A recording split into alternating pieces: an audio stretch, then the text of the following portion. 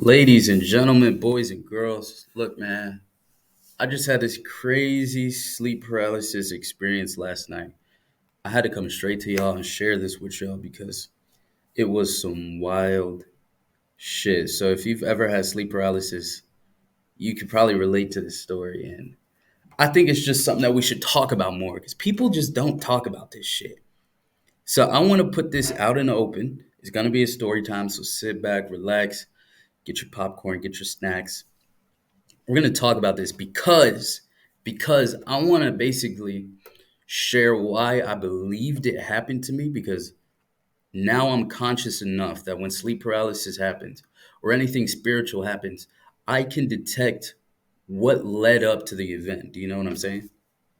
Right? All right, so also, if y'all have any sleep paralysis stories, please share it in the comment sections because I want to have a discussion about this. But anyways, before I get into the story, this is the craziest sleep paralysis story that's ever happened to me before. This has happened maybe about 15 to 20 times in my entire life. I'm 24, and this is one of the craziest ones that I've ever experienced. And I believe that it came from the consumption of alcohol and marijuana. And I really want to touch on why that's important. So let's just jump into the story. This happened last night, leading into this morning. All right.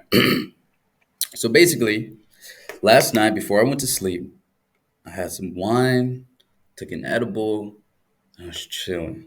Bro, I was feeling good. I was like, all right, cool, we chilling. And lately, I've been on a roll, making YouTube videos, posting, being productive, working out, getting all my shit done, like going to work, getting everything done that I need to get done, super productive. But also, I've been doing this new thing called quantum jumping, which is basically to shorten that. That's basically whenever you change like what reality you're in and then jump into a new parallel reality. Like, let's say you are like you have some type of disease, and then you jump into a reality through a meditation to where you don't no longer have that disease and you've been healed, and you use your mind to do that. Okay, that video should be out before this one where I said I tried quantum jumping meditations for 3 days. All right. So I've been doing that, and I'm telling you, bro, my reality is different. I'm not in the same reality that I was a week ago. I swear to you on everything I love. I have been shifting so much. It is crazy. I don't even live in the same place anymore. Like that's a whole different video. Go watch that video after. But so I jumped in. I've been doing a lot. So I said, you know what? Let me chill out tonight. Drink a little bit of wine, have some food. Took an edible. I was feeling good, bro. So I got off. I said I want to use this energy to be productive, right? So I got on my face. I got on Facetime with my brother, and I was like, "It's just gonna be a good night." So my brother lives about an hour away. This is why we talk over Facetime, and he basically tells me like what business he's working on. I tell him what business I'm working on, and then we kind of just collaborate, right? So during this time, I was eating. I was eating cereal. I was eating chocolate, and I was stuffing my face. I've been doing this for the last 2 days, eating and eating and eating and filling my gut with food. Because when I'm high, bro, I literally don't feel anything here. There's no sensations. So I just keep eating and eating, bro. And let me show you something. What I realized when that was happening, before I was not conscious of this, if I did this a year or two ago, I would not be conscious of what was going on. Now, the next day, I was conscious. Look, bro, this is the spirit of gluttony. Let me show you, bro. This is the spirit of gluttony. This was what was inside of my body last night, bro. When I tell you I was possessed by a demon, bro. Look at this. He says, I eat all the food I find. I always have food on my mind. I eat and I eat both night and day. This feeling of hunger never goes away. This is what I experienced last night. I could not stop stuffing my face with milk, cereal, chocolate, chips, chocolate chips, and food, like actual just food. I was just eating, bro, and it never went away. So this, bro, I'm telling you, my body. Now I have a video coming out after this. I'm gonna be a little bit over the place. I have a video coming out after this talking about the true nature of alcohol. And it really goes deep into the science and the spirituality behind alcohol and why this happens. But I'm gonna just tell you the story of what happened to me. So yeah, I'm stuffing myself and and what entered my body was a spirit of gluttony. And I just showed you that spirit, right? So then I end up getting off the phone with my brother and then I go to sleep, right?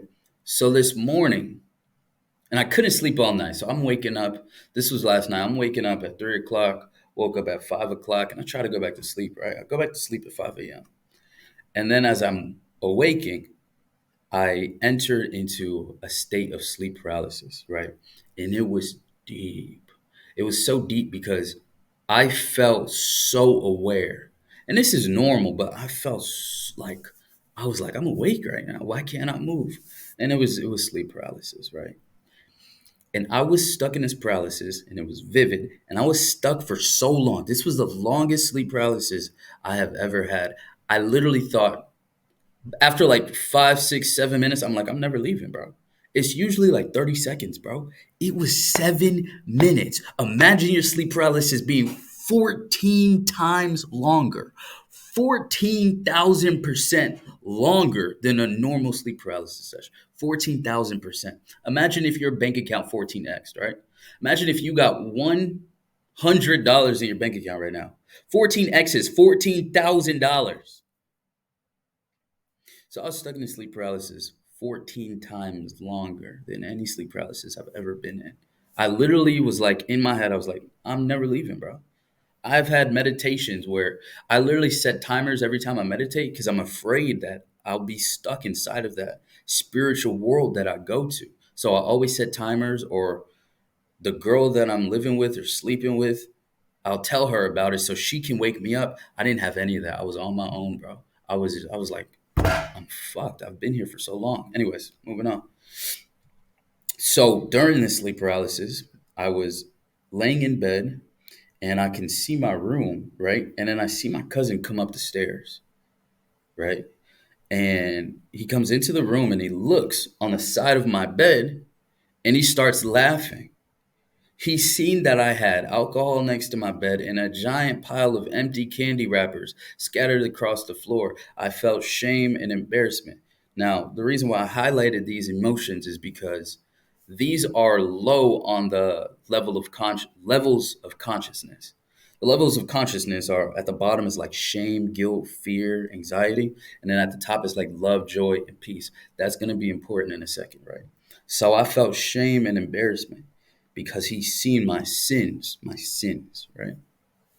Moving on. So eventually, I think he just disappeared, right?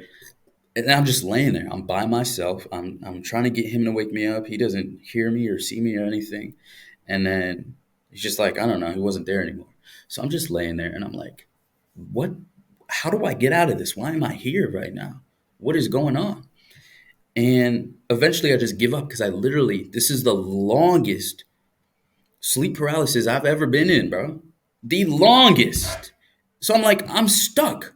I'm never leaving this. This is my consequences of being sinful last night by putting these things into my body, knowing that I didn't need them.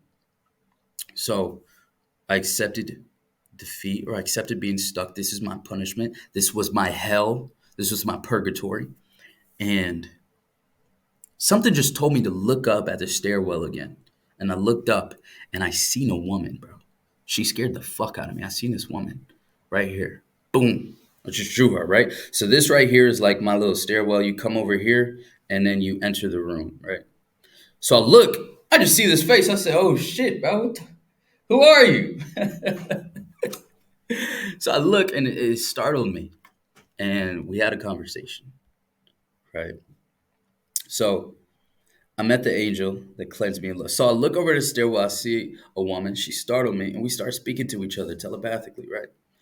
And she goes, now, I didn't hear her voice, and her mouth didn't move at all. She was just like this beautiful, goddess like being, bro. She was, to give y'all an image of what she looked like, bro. She was like Willow Smith energy. You feel me? She was like a light skinned goddess, like Zendaya energy. She was like Janae Aiko energy. She was the most beautiful melanated woman I have ever seen. When I say melanated, I just mean like African American, like of that, like black. The reason why I say that is because the reason why I point out her ethnicity and her race is because my whole entire life I've been attracted to nothing but white girls. And if I see a beautiful black woman like Zendaya, I think she's mixed, but give her some credit, bro. If I see a beautiful black woman, I tend to appreciate their beauty without being like attached to it. I'm like, yeah, she's beautiful. Like my sisters, my cousins, my aunties, things like that. But a white woman, I'm like, oh my God, Taylor Swift, a flat booty white girl, yes. For some reason, I don't. It's been my whole life, but I say that because when I see this woman, she was like, I mean, obviously this is my drawing. I'm not an artist, but she was the most beautiful woman in my vision when I seen her in my sleep paralysis. She was the most beautiful woman I've ever seen in my entire life. Energy wise, features wise, she was like completely in alignment with everything that my highest soul desires, if that makes sense, right? So we start having a conversation. Right? She goes, and when she speaks, she doesn't move her mouth. We're communicating with each other telepathically. And she goes, I'm here to set you free. And she's talking like a normal, like 24-year-old girl, just like she's got like spiritual wisdom. You could tell she was so mature and she had her stuff together. She was like held together. And she was just like, I'm here to set you free. But there's one thing you got to do first. And I was like, yes, anything. Because I was laying in bed stuck as I'm looking up at her. And then she goes, you have to free your mind from any lower vibrations or dirty thoughts. I was like, easy. If that's all it takes to get, bro, 14 times longer than any other, easy. What, free my mind from lower vibrations? Yeah, take them away from me. So then she starts to walk up the stairs, right? So she's standing here like midway up the stairs. Once she comes up the stairs, it's revealed to me that she's wearing nothing but a towel. So she walks up, she's wearing nothing but a towel, and I see that she's wearing only a towel, and I immediately look at her breasts, right? And she gives me that look with her eyes, like, really, nigga? She gives me that look, and I was like, all right, my bad. I wasn't ready. All right, I wasn't ready. My bad. So then I actually go into my mind and I let go of the desire of lust and anything like that. I just say, I don't care about that. I just want to get out of here, right? And of course, I've been around naked women before where I'm not lusting after them. And I've been around naked women before where I am lusting after them. So, I mean, it was just my natural instinct. So I was like, all right, my bad. So then I actually release lust. And I was like, cool, like, whatever, man. It's just a body. So then she removes the towel and she reveals her entire body to me. Like she did it like it was for me. She was like, this is for you. But I had actually let go of lust. So I just appreciated her body without desiring it and without lusting towards it. And then she says, you can now move. And literally, I just started moving. There was no snap of the fingers. There was no like powerful explosion of energy. It was literally just like I let go of the desire of lust and then I could move instantly. And I was able to move and then I woke up immediately. I just snapped out of my dream. And it was a crazy experience, bro. I can't even wrap my mind around it. I just needed to tell this story so I didn't forget it. But anyways, there was a moral to why I'm telling you the story. Basically, I was freed from lust. Lust and greed are super similar, right? Alcohol and marijuana and all these things and food and garbage, all these things destroy our body. So then my spirit was like, I can't be here anymore because this temple is destroyed. And it literally left my body. My spirit said, forget that. And I was consumed by demons, bro. Demons entered this vessel. Go watch the next video on alcohol where I go deep into this topic. All these are me discussing that topic on alcohol, bro. Is deep. Alcohol and spirits, right? But when I freed myself of lust, it was like you're able to come back now. Crazy, crazy, bro. So, anyways, this morning, I did research on gluttony. That's where I got this image from, right? And I learned how to remove gluttony from my energy. So I want to teach you, if you ever go through this again, if you drink alcohol or smoke weed again and you feel yourself entering into one of these dark states, these lower vibrational states, even for myself, now I have a video that I can reference every single time to know how to leave. Basically, just remember this: evil is of the devil, good is of God. The reason why that's important is because God always wins, bro. God is the ruler of this world, of the universe. Satan is the ruler of this earth, unfortunately. But anything associated with goodness is always going to trump anything associated with evil. So if you're going to choose any side, you might as well choose the side of good, bro. So I got distracted by the people walking out here. So when I woke up, I did some research on gluttony, and I found this woman who was speaking on it. She basically said, if you want to purge yourself and cleanse yourself of these lower vibrations and energies, basically, there's a Bible verse for it. It's Galatians 5, 22 through 23. Let me relax. All right. The Bible verse goes, this is how you cleanse yourself. When I said this verse out loud, bro, I swear, bro, I started crying tears of joy, like everything. Anyways, I said the fruit of the spirit. When they say the spirit, that means of your life energy. The fruit of your life energy, of the Holy Spirit, the spirit of wholeness, of completion, of completeness, feeling good. The fruit of the spirit is love, joy, peace, patience, kindness, goodness, faithfulness, gentleness, and self-control. I was doing the opposite of dang near all of these, and I was punished for it.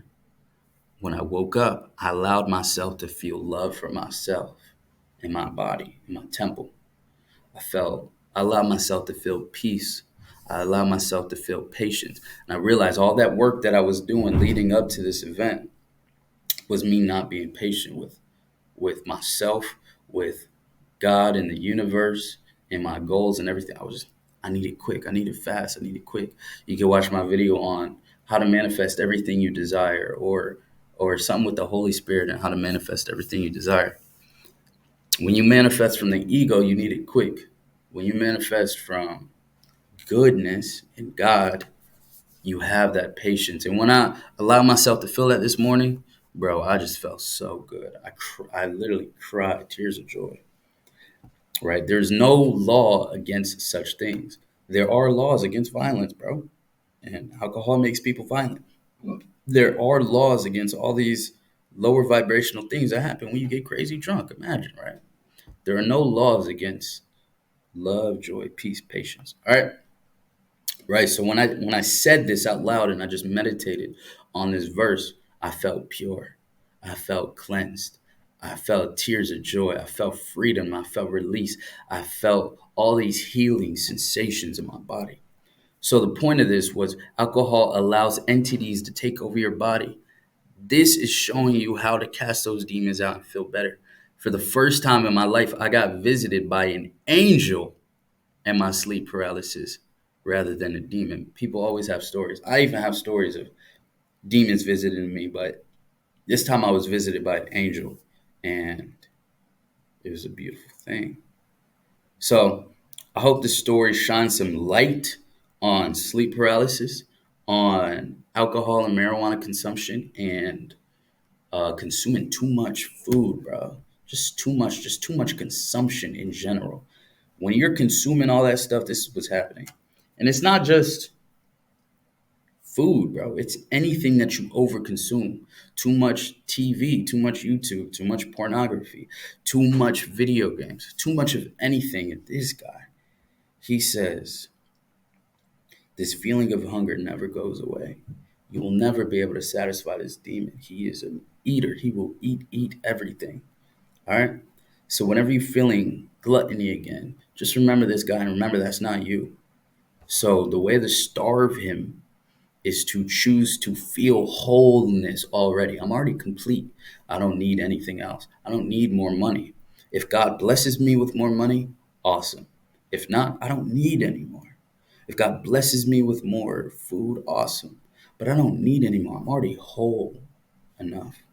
And once you feel that wholeness, then it's easier to not overeat. It's easier to stay away from these lower vibrational things and not desire lust and sex and garbage.